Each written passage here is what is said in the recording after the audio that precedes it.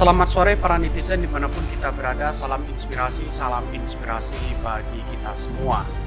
Hari ini bahwa pendukung Prabowo Subianto pada Pilpres 2014 dan 2019 banyak yang beralih dukungan kepada Anies Baswedan. Namun, Prabowo tetap maju sebagai Capres 2024. Bahwa Prabowo Subianto dipastikan kembali menjadi bakal calon presiden pada Pilpres 2024 setelah secara bulat menyatakan kesiapannya, yaitu gandeng bersama Muhaimin Iskandar. Pak Prabowo Subianto cukup berani sekali bergandengan dengan Muhaimin Iskandar. Artinya adalah kalau kita melihat beberapa survei, Pak Muhaimin ini adalah selalu berada di bawah begitu. Mengambil tekad dengan keberanian Pak Prabowo bergandengan dengan Muhaimin Iskandar. Mari kita baca komentar-komentar para netizen seperti ini. Ini beritanya, pendukung banyak beralih dukungan Anies Baswedan. Prabowo tetap paksakan maju Capres 2024. Gue pribadi berharap Pak Anies maju lagi jadi Gubernur Jakarta 2024-2029 karena beliau paham betul dengan masalah dan sosial yang tepat untuk Jakarta. Inilah salah satu contoh pejabat publik yang sering berorasi tapi sedikit aksi. Semoga 2024 bukan tahun lu, karena di tahun 2017 meraih kemenangan melalui isu SARA, agama dan ras. Salam sehat dan waras. Setiap masa ada pemimpin, setiap pemimpin ada masanya. I love you Anies Baswedan. Tetap saja mereka kata dan istilah, kata mutiaranya. Gubernur selalu berganti datang dan pergi, itu sudah jelas. Gak usah diperjelas lagi, rakyat udah paham. Omongannya Anies standar saja alias gak mutu. Dia bilang DKI Jakarta akan bangkit. Dia segala aspek, ya iyalah. Mantap Pak Anies, Presiden, Gubernur yang the best, the what, lanjut RI. Jadi apa yang saya bacakan ini adalah pro dan kontra terhadap Anies Baswedan begitu. Tetapi nyatanya bahwa persoalan-persoalan yang dihadapi sekarang ini bukan masalah Anies Baswedan maju menjadi Capres 2024, tetapi saat ini Anies Baswedan ketika sudah fix dicalonkan menjadi presiden 2024, maka semua aktor-aktor oligarki itu adalah ketakutan ketika Anies menjadi presiden. Bahkan para cebong-cebong pun itu kepanasan terhadap Anies Baswedan begitu. Dan disinilah mengapa Anies Baswedan ditakuti sekali dari kalangan oligarki itu ya. Karena Anies Baswedan dianggap sebuah berhasil memimpin DKI Jakarta. Dan bahkan jujur, amanah, tegas. Dan disinilah yang kemudian ditakuti para cebong-cebong dan oligarki yang berkompromi dengan kekuasaan pada saat ini. Persoalan seperti ini mungkin banyak para netizen yang belum paham, yang belum mengerti terhadap sosok Anies Baswedan.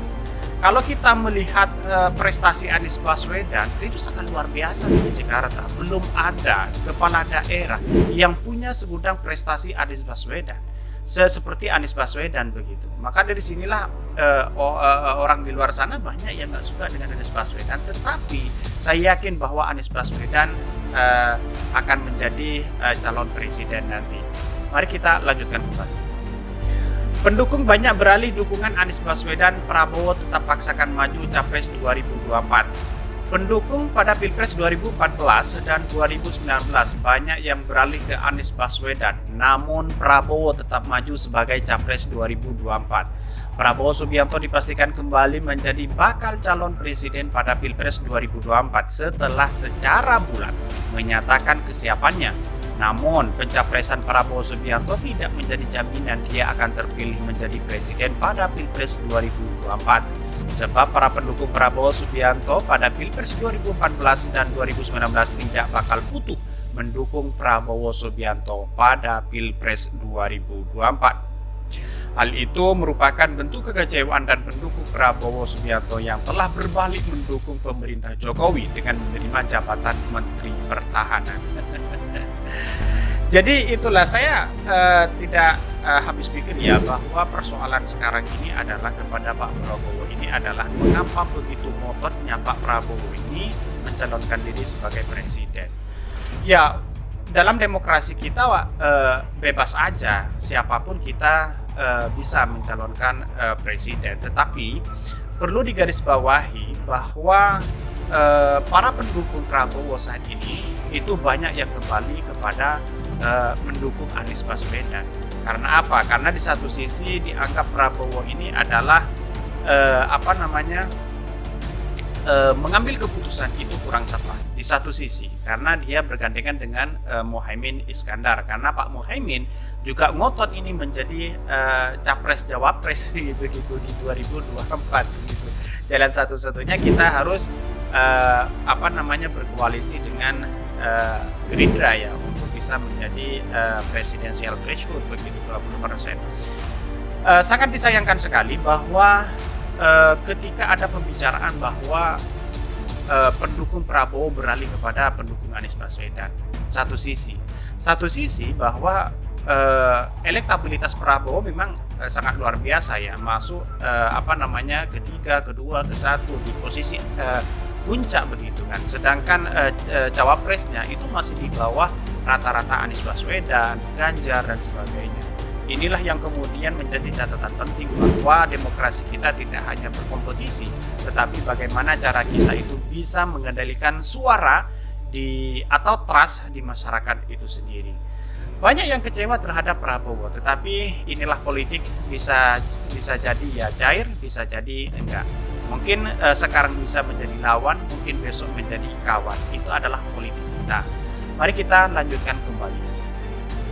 Direktur Eksekutif Carta Politika Yunarto Wijaya menilai keputusan Prabowo Subianto mendukung pemerintah Presiden Joko Widodo membuat sebagian pemilihannya pada pemilu 2014-2019 menarik dukungan mereka. Diprediksi dukungan tersebut dialihkan ke Anies Baswedan seandainya Gubernur DKI Jakarta itu mencalonkan diri pada pemilu Presiden 2024.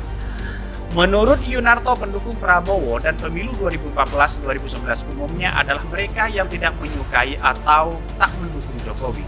Oleh karenanya sebagai pendukung merasa kecewa Prabowo bergabung ke pemerintah sebab Jokowi merupakan lawan ketua umum itu pada pemilu 2014 dan 2019. Artinya bagi kami tidak masalah untuk bergabung kepada Pak Jokowi untuk membantu pemerintahan saat ini begitu kan, ketika Pak Prabowo dibutuhkan oleh Pak Jokowi.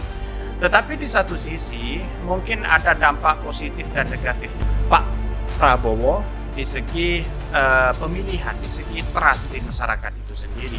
Artinya walaupun dia mendukung Pak Jokowi di pemerintahannya tidak apa-apa, menjadi koalisi, tidak menjadi oposisi di dalam segi pemerintahan tidak apa-apa, karena ini adalah demokrasi kita. Tetapi perlu digarisbawahi bahwa pendukung militan yang luar biasa itu adalah ketika kita trust kepercayaan Prabowo ini sudah diberikan kepada masyarakat. Saat ini kepercayaan itu belum diberikan oleh Prabowo kepada masyarakat. Bahkan banyak yang mendukung Anies Baswedan begitu kan.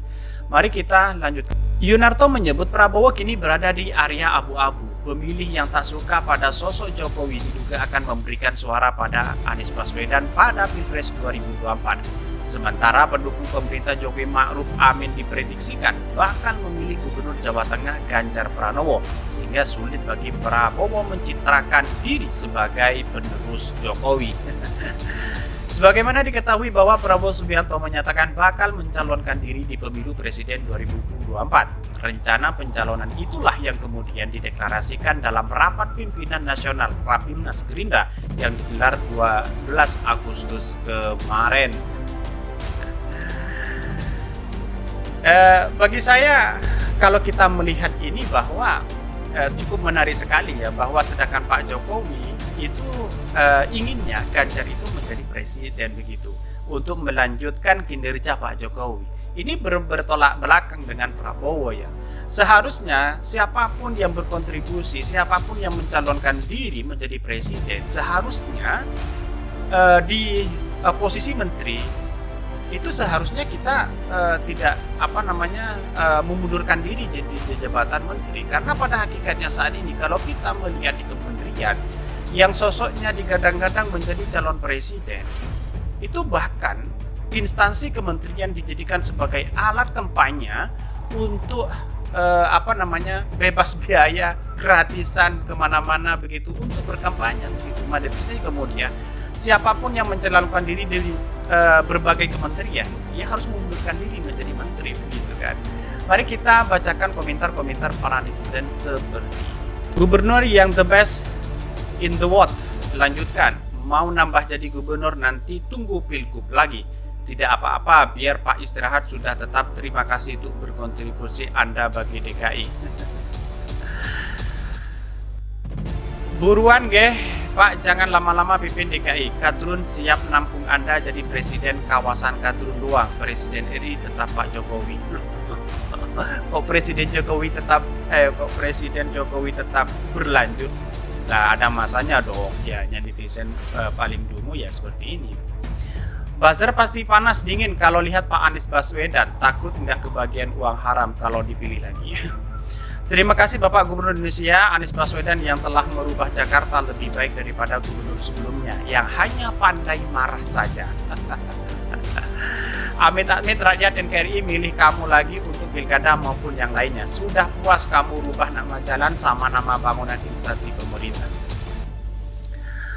Baguslah sudah mau pensiun. Kalau kelamaan nanti Monas diganti nama jadi Monumen Kadrun.